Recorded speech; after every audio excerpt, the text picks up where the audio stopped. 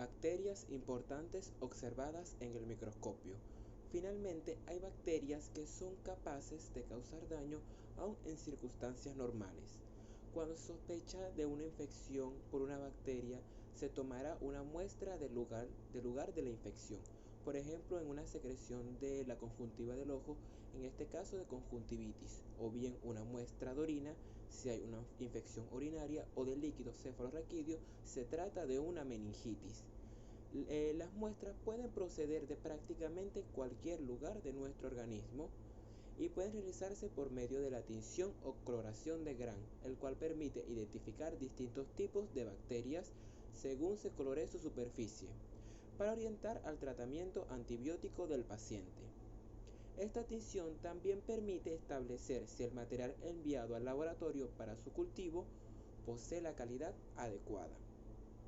Por ejemplo, es inadecuada una muestra de espesor en que se observa abundantes células epiteliales, lo que indica que está constituido principalmente por saliva y no secreción del tracto respiratorio. Algunas de las bacterias más importantes que causan infección identificada por este medio son las bacterias gram positivas. Son aquellas bacterias que se tiñen de azul oscuro o violeta, ya que el colorante se queda atrapado en la capa gruesa del peptidoglucano que rodea la célula. Encontramos las estreptococos. Pueden ser responsables de infección en la sangre, faringitis, infección de las válvulas del corazón, fiebre escarlatina, reumática, neumonía. El coranobacterias, que es difteria de infecciones de urinaria, la clostridios, que es tétano, botulismo, infecciones en la sangre, los bacilos, que es el anthrax, el estafilococo, que pueden causar neumonía, e infecciones en la piel también, algunos síndromes de shock tóxico, meningitis, artritis, osteomielitis, entre otros.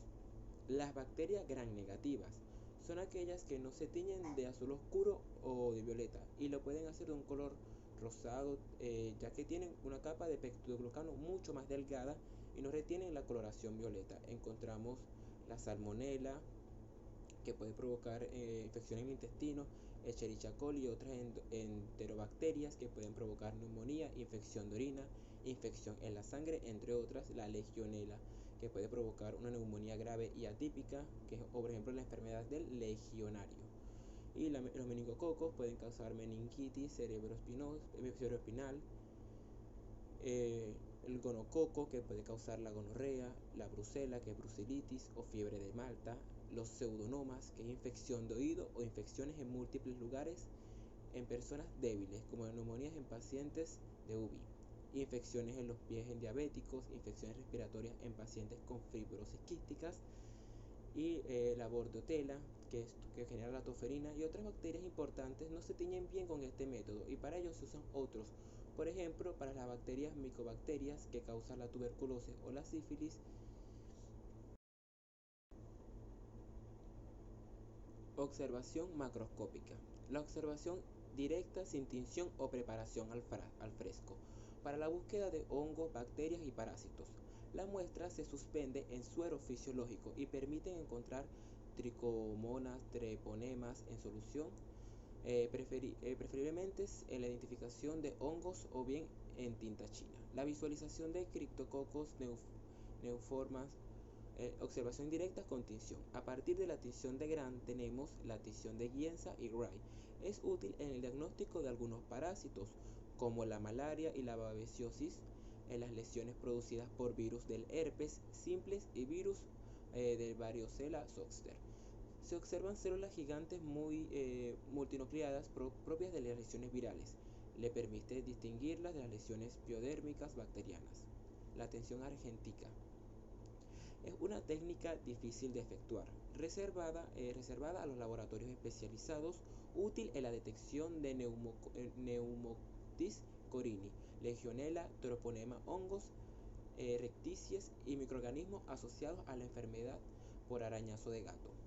La tinción con anaranjado de acridina, utilizada con fluorocromo, que tiñe el ácido desoxirribonucleico o el ADN, es muy sensible que la tinción de Gram, ya que aún las bacterias dañadas por los antibióticos pueden ser visualizadas, requieren de un microscopio de fluorescencia.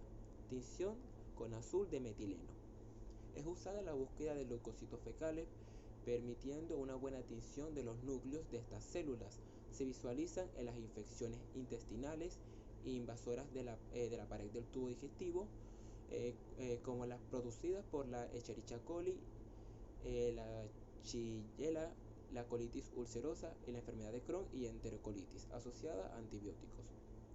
Otros cultivos pueden ser el cultivo de Mycobacterium, útil en el diagnóstico de tuberculosis pulmonar y especialmente en las formas extrapulmonares. Actualmente está indicado además del cultivo en medio sólido, el cultivo en medios líquidos, disminuyendo así los tiempos de desarrollo. En nuestros laboratorios utilizamos el sistema MB-BAC semiautomatizado para todo tipo de muestras, excepto sangre. Cultivo de hongos. La búsqueda puede ser de hongos leves, duriformes o miceliados. Es importante conocer hacia cuál de ellos se inclina la sospecha, dado que los tiempos de incubación son diferentes. Los hongos levaduriformes se incuban por plazos que oscilan entre 5 y 7 días. En cambio, los filamentos deben ser incubados por plazos más largos, de 20 hasta 30 días. Cultivo anaerobio. Algunas bacterias de importancia clínica son anaeróbicas, difíciles de cultivar y oxígeno lábiles, por lo que en su recolección y transporte deben usarse envases especiales que contengan una atmósfera reducida, es decir, con un bajo potencial de oxidorreducción. Es extraordinariamente de importancia que la muestra sea procesada de inmediato. La muestra, en lo posible, debe ser de obtención por aspiración. Deberá evitarse la contaminación con flora residente, ya que está ampliamente representadas las bacterias anaeróbicas. Los sitios anatómicos adecuados para la obtención de muestras para el estudio de anaerobios son los líquidos orgánicos estériles, como el líquido pleural, sangre, bilis, líquido peritoneal, líquido senovial y líquido cefalorraquídeo. Muestras quirúrgicas obtenidas de sitios estériles y contenidos de acceso, como aspirado de heridas profundas, y muestras de biopsias obtenidas en forma aséptica.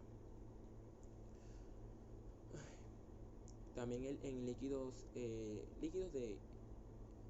Es importante tener presente que toda muestra procesada para la búsqueda de anaerobios debe efectuársele una tinción de Gram, dada que los cultivos tardan un tiempo en dar resultados.